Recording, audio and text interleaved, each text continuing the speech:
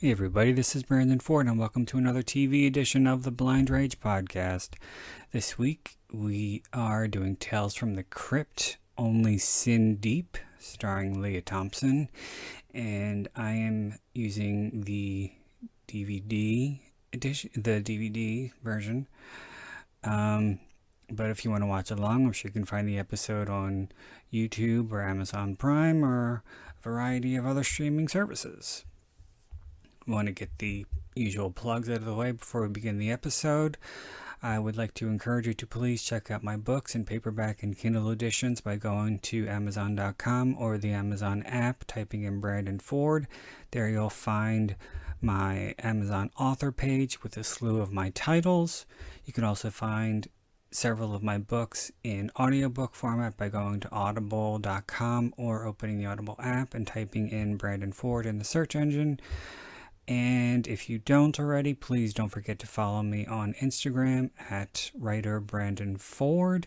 Last but not least, if you have any questions, comments, concerns, suggestions, recommendations for episodes of Tales from the Crypt, or any other TV shows that you'd like me to do, or movies, please feel free to email me at blindragepod81@gmail.com. All right. So, and also I should say this more, but I always forget to because I'm programmed to say the same thing every fucking episode. But yeah, I want to encourage you to please rate, review, and subscribe, especially if you're listening on Apple. Just it takes 2 seconds to give me a rating. Even if it's not a 5-star rating, although a 5-star rating would be appreciated. But the more ratings that the show gets, the more exposure it gets. So once again, it only takes 2 seconds just to hit the drop down and select the star rating. So if you could please do that, I would sincerely appreciate it. All right. I hope you have your episode queued up because we are going to begin in 3, 2, 1, play.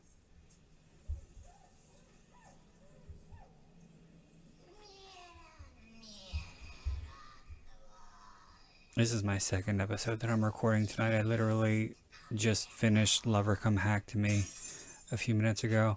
And I was saying during the opening or the introduction that John Cassier was really feeling out the Crypt Keeper character during these first episodes, and you can definitely tell with this one in particular, because the Crypt Keeper sounds very different, and the only hint or see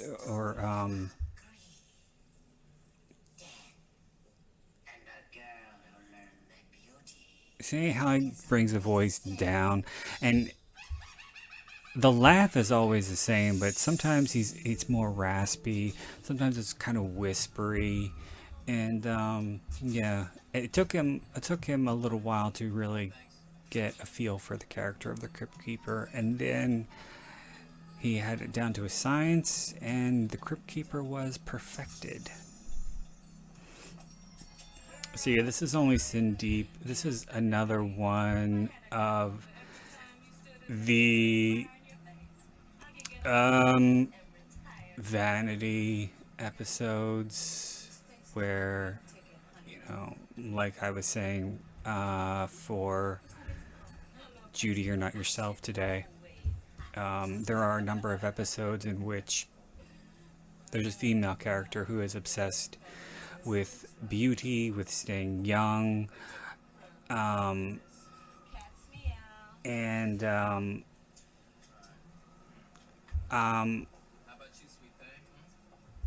fuck, I lost my train of thought. But anyway, yeah, I always enjoyed Lea Thompson as an actress, but I don't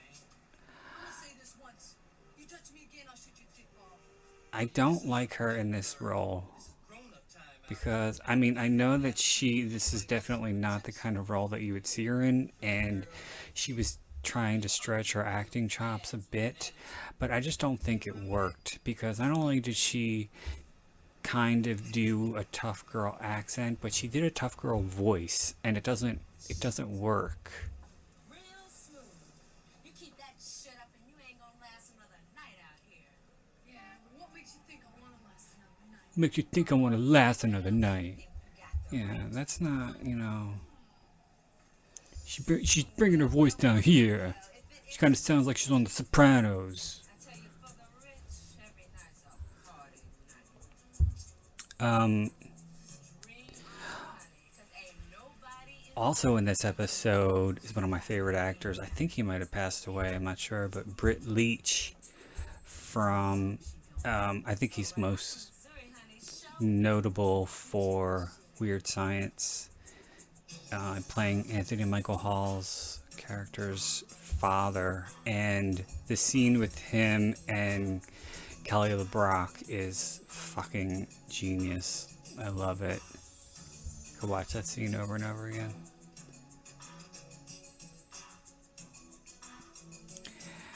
And so I was thinking about this, and I don't know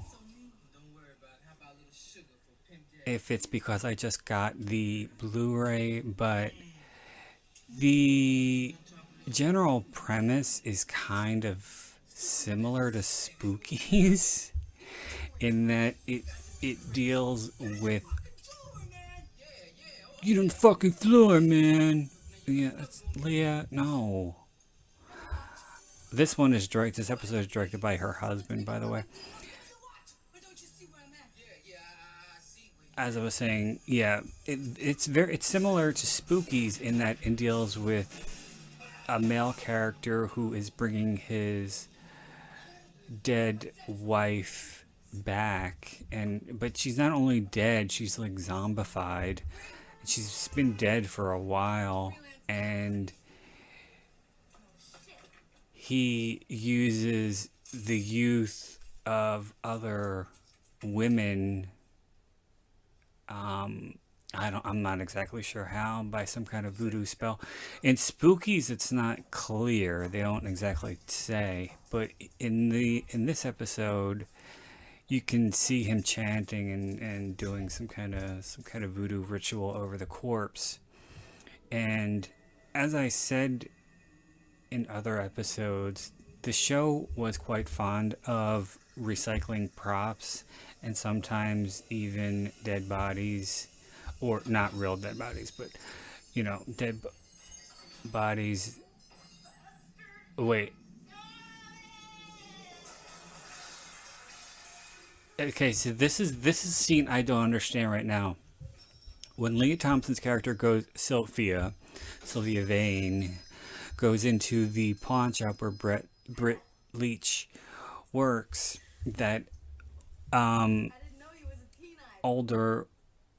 she's credited as the old crone, comes in and she slaps waves a cane at the counter and calls him a son of a bitch. And you find out later that she was the previous victim of his voodoo rituals.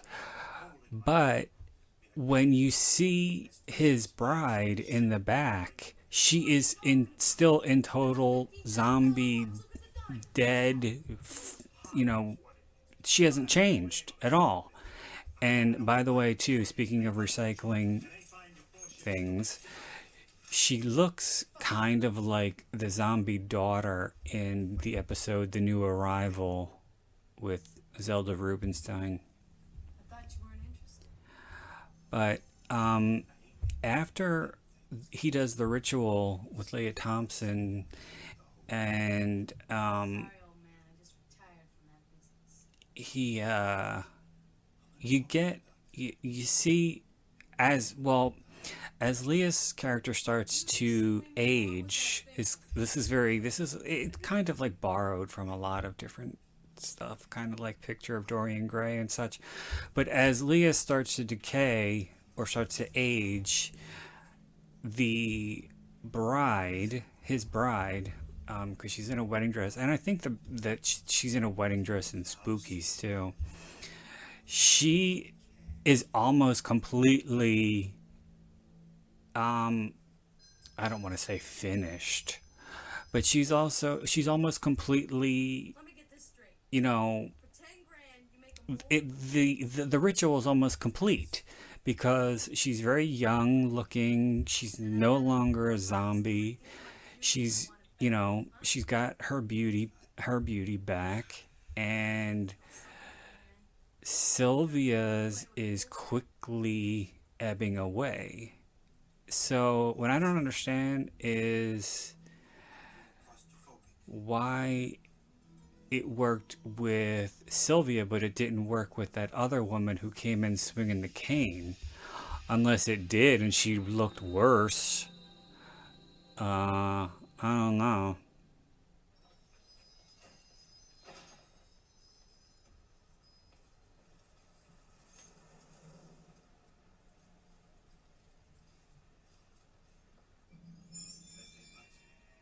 Yeah, so here he is doing the voodoo ritual.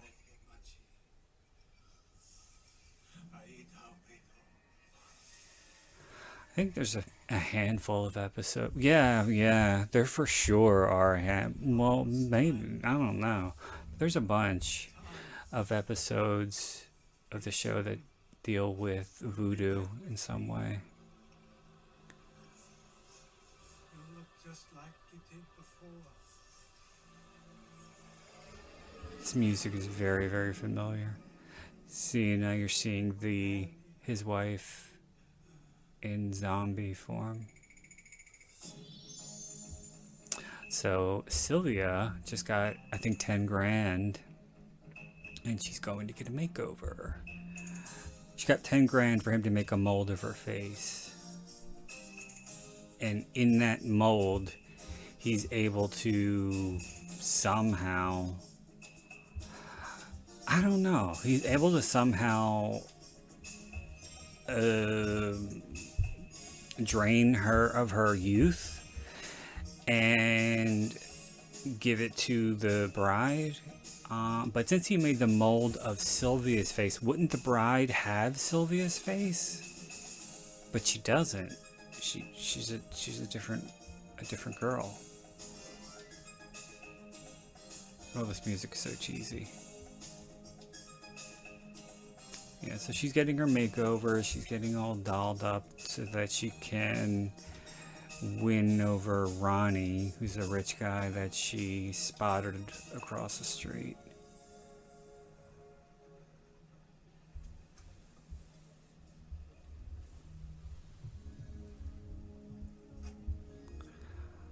I feel like I just saw something, or I was reading something similar to this.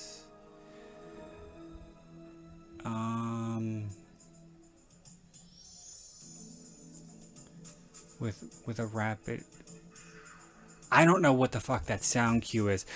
You hear it throughout the latter half of the episode. It's in the score. There it is again. It kind of sounds like a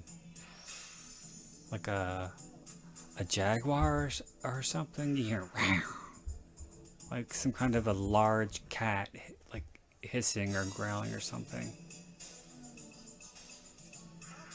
There it is again. It's probably not. It's probably just some weird keyboard sound effect. There it is again. No, that sounds like a cat growling. A very large cat.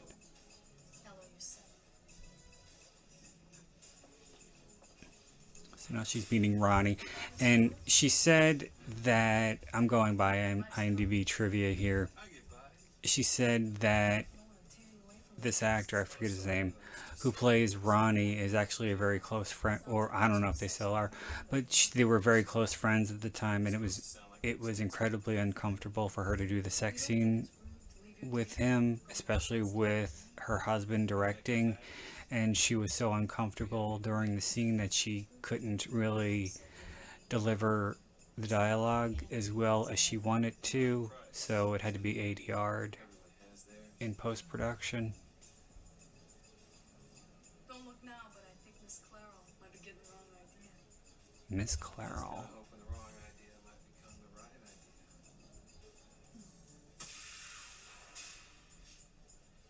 a psycho? Just playing hard to get.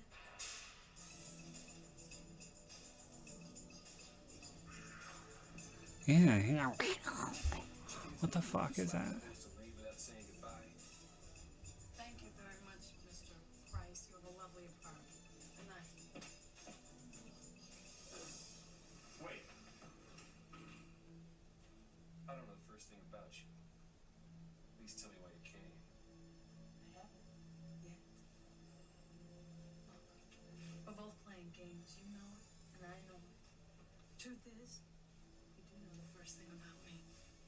You knew the second I walked in the room, the second I walked through that door. I'm the girl of your dreams. You want to get out? Well, I think Lea Thompson is very, very cute. I don't think that she's anywhere near as attractive as the character is supposed to be. Unless she sees herself in a way that the rest of the world doesn't. It's gorgeous. No, correction. You were gorgeous. It's just real expensive jewelry. Listen, I've been thinking. Remember what you said the night we met? That girl of my dreams stuff? Mm-hmm. Well, let me tell you a little secret. You weren't lying. Even a little bit.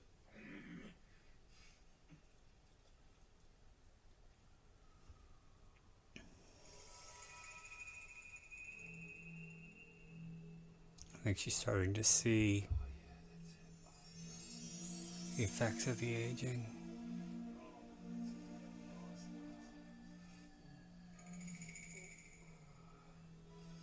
He's making more noises than she is. I don't know what the hell she was talking about. Listen, I'll only be gone a couple of days. Probably end up sitting on the company jet signing papers. I'm real lucky I'll get to watch some fat Texans get drunk. Won't that be exciting? Sweetheart, you okay? I just dropped something. What is this, the makeup counter at Macy's? You're a knockout, for Christ's sakes. What do you need all this junk for? I don't know. I got an acne flare-up or something. I feel like I'm in high school. Well, when I get back from my trip, we can go to the prom. What do you say? Sweetheart?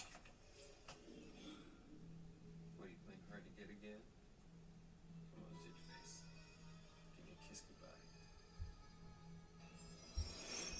So he's only gone 2 days and things go downhill pretty fucking quick. Because when he comes back, she isn't even recognizable. He doesn't, meaning that he doesn't recognize her. Sit down. You know, she's going to a dermatologist or something, specialist. Does not appear to be cancer. I think we can say that first off. And I think we can also safely eliminate any pituitary disorder, specifically acromegalia, which frankly was my initial concern. Your medical record doesn't indicate any history of reconstructive surgery. Is that true? What are you calling me, a liar? No, of course not. It's just that silicone injections, implants, that kind of procedure can sometimes result in the types of symptoms that you are displaying now, that's all. You see, as I He thinks that she had a facelift gone awry. your problem could be glandular, but there are any number of specialists that I could recommend. All I want is a simple answer to a simple question. What is happening to my face? Well, you're under a great deal of stress. Oh, you figured that out. Look at me. 48 hours ago, I could have had any man I wanted. Now I can't even get arrested. I'm 21 years old. What am I going to look like tomorrow? Miss Vane, if you'll just sit here for a moment, I will attempt to explain this to you. Frankly, your skin seems to be aging at an accelerating rate. This does not mean that the situation is irreversible, but it's very important for you to try to think back to any time. Now she's remembering. When you might have come into contact with a toxic material, for example, water, radiation. Caused this. Miss Vane?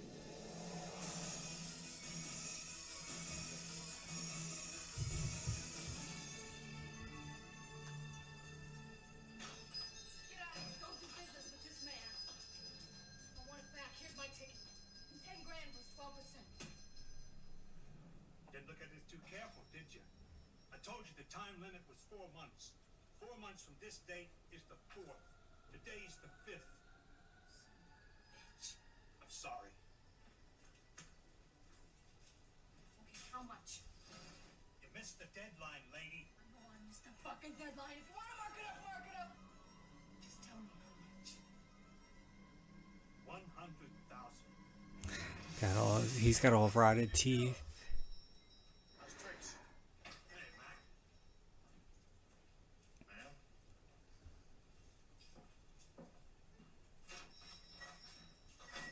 Poor bitch, homie. Must be alcohol time. This is one of those episodes. Oh my god, this sounds just like the score in Nightmare on Elm Street 5. Almost like exactly.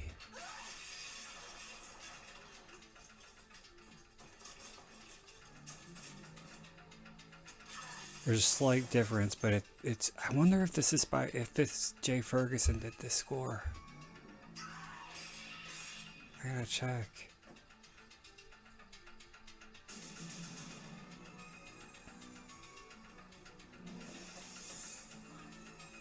What the fuck was I saying? Lost my train of thought.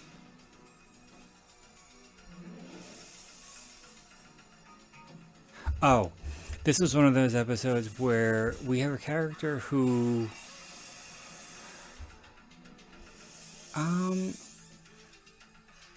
well, sometimes you have a character who is supposed to be the protagonist, excuse me, the protagonist, but due to some unforeseen circumstances becomes or does something villainous, but ultimately gets their comeuppance. For example, the episode Top Billing with John Lovitz. But Sylvia is a character who is unlikable from the very beginning. She is. Recognize me, lover? I'm the girl of your dreams. Oh. Jesus Christ. I think she leaves the gun, too. She does something really stupid.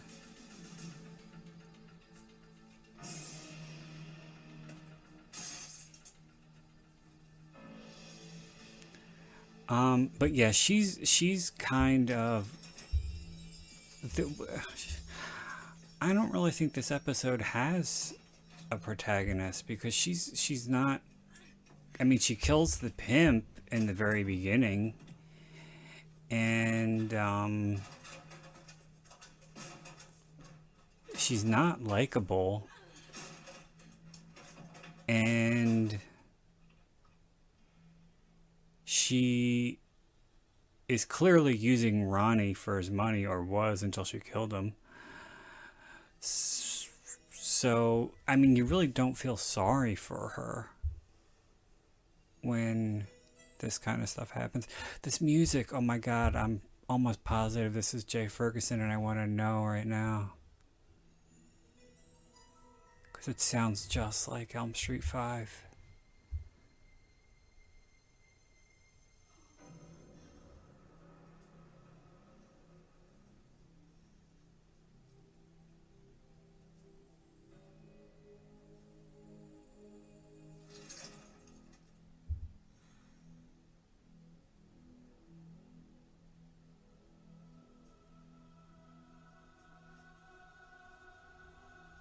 And this is 89 too, the same year Elm Street 5 came out. That's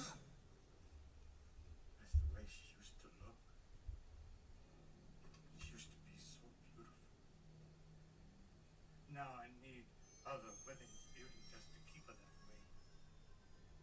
So he needs multiple women. Look, I don't know what kind of crazy voodoo shit you're into, and I don't really care. But we gotta see you, man. Look. Oh, that's worth more than $100,000. Now I want it back. Give it back to me. I want my beauty back. Sure. Sure. I could do that. I could give you your beauty back. That's what you really want.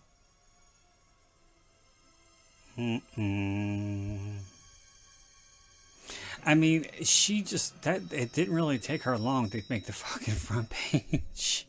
She went from the apartment to the fucking pawn shop, and already she's front page news with a big picture.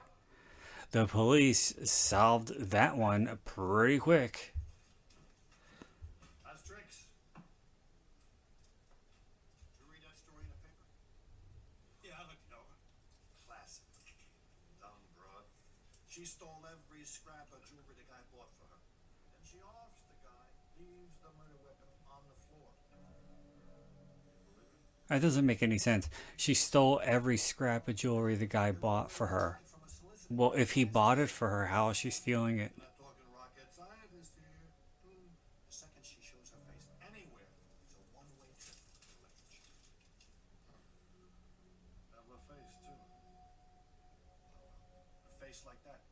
Who needs brains?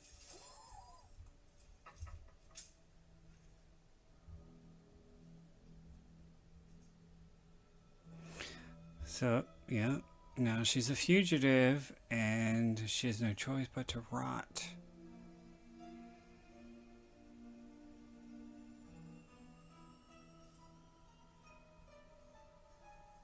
I mean, if she's deteriorating this rapidly, she'll probably be dead by tomorrow anyway. I like when she bumps into her friend, and her former hooker friend. And she calls her an old, ugly, trifling bitch. And nobody was saying trifling in 1989. Why don't you watch where you going? You old, ugly, trifling bitch. Oh.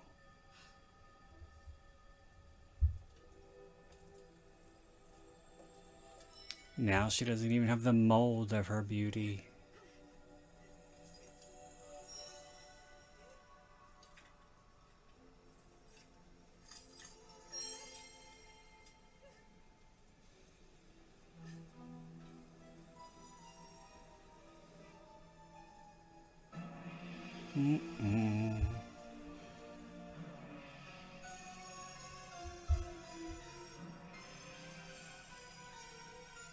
I am so checking who did this score as soon as I fucking finish this recording, because I know this has got to be Jay Ferguson.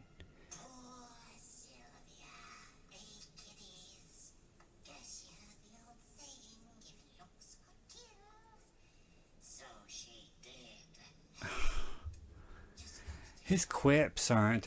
He says just goes to show you, and oh well, a lot. See you next time, boys and